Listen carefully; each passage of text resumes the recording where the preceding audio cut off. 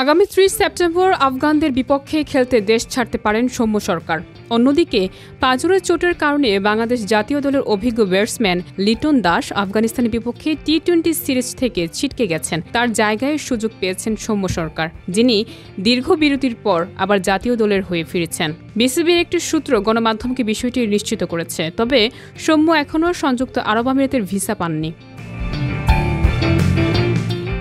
আফগানিস্তান সিরিজের জন্য আনুষ্ঠানিকভাবে এখনও দল ঘোষণা করেনি বাংলাদেশ ক্রিকেট বোর্ড। তবে লিটনের অনুপস্থিতিতে টি-20 দলের নেতৃত্বের দায়িত্ব সামলাবেন জাকের আলী অনিক। এর আগে এশিয়া কাপের শেষ 2 ম্যাচেও অনিক দলের নেতৃত্ব দিয়েছেন।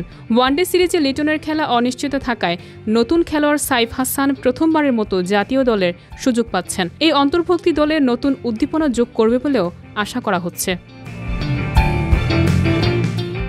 সংযুক্ত আরব আমিরাতের মাটিতে বাংলাদেশ আফগানিস্তান সিরিজ 3টি করে ওয়ানডে ও টি-20 ম্যাচ নিয়ে অনুষ্ঠিত হবে। সিরিজের টি-20 পর্ব শুরু হবে 2 অক্টোবর থেকে, যেখানে দ্বিতীয় ও তৃতীয় ম্যাচ অনুষ্ঠিত হবে যথাক্রমে 3 ও 5 অক্টোবর। এরপর ওয়ানডে সিরিজ মাঠে গড়াবে 8 অক্টোবর থেকে, যেখানে পরবর্তী 2 ম্যাচ হবে 11 ও 14 অক্টোবর। লিটনের অনুপস্থিতি থাকলেও সৌম্য সরকারের জাতীয় দলের প্রত্যাবর্তন এবং জাকের আলী অনিকের নেতৃত্ব বাংলাদেশ ব্যাটিং ও ফিল্ডিংয়ে নতুন মাত্রা যোগ করবে বলে মনে করছেন ক্রিকেট বিশ্লেষকরা। ওয়ানডে দলে নতুনভাবে ডাক পাওয়া সাইফ হাসানও দলের জন্য গুরুত্বপূর্ণ প্রভাব ফেলবেন। এসব পরিবর্তন ভক্তদের মধ্যে উত্তেজনা এবং কৌতূহল বাড়িয়েছে।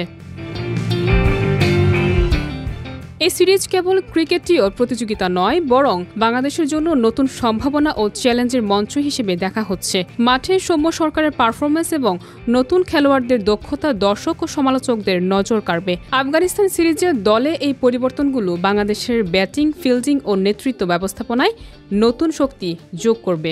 ভক্তরা অধীর আগ্রহে মাঠে এই নতুন রূপে বাংলাদেশের দলে খেলোয়াড়দের পারফরম্যান্স দেখার অপেক্ষায় রয়েছেন।